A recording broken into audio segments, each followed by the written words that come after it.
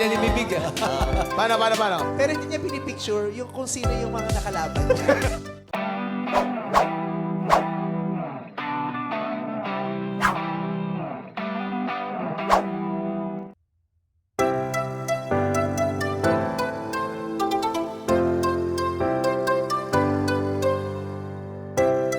Ngayon nga ay nilabas ng MTRCB ang isang resolution. Ito ay nagde-deny sa motions for reconsideration na na-e-file ng GMA Network at ABS-CBN Corporation patungkol sa suspension ng noontime show na It's Showtime.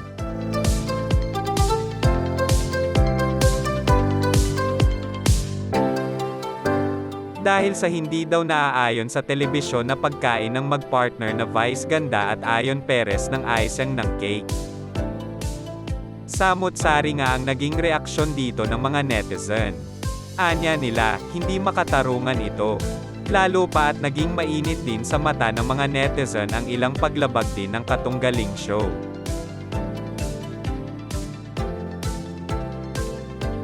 Mula sa pagsasabi ni Wally Bayola ng salitang di naaangkop sa telebisyon.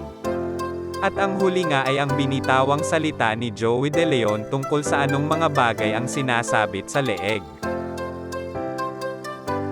Samantala, bago pa man din ilabas ang balitang ito, dumalaw nga ang mga big bosses ng GMA sa It's Showtime. Game na game sila makikulit din. At syempre, di makakaligtas ang pagbati nila sa mga madlang people.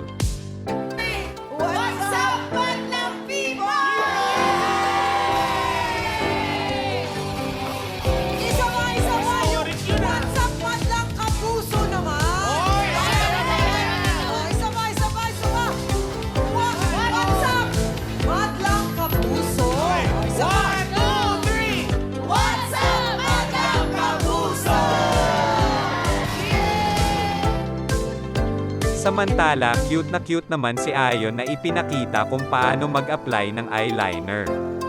Pero teka, parang may mali ata. Eyeliner! Ay! Kilig sila. Pinipigilan ni Bibig. Nakaka-bad boy eh. Pinipigilan ni Bibig. Paano? Bakit ganyan? Di dyan! Ba't parang may eye bags?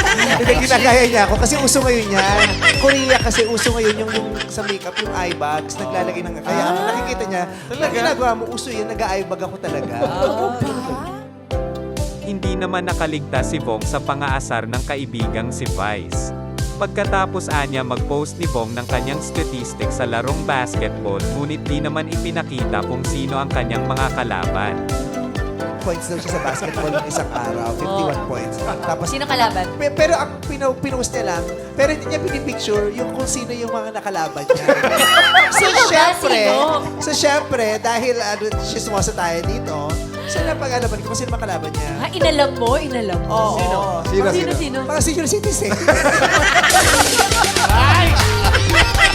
Kaya pala nanalo. Bakit mo sinabi? Mga senior citizens, mga dating miyembro ng Rotaract.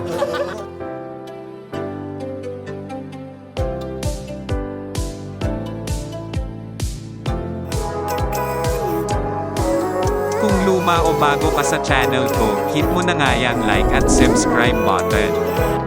Kita-kits next video.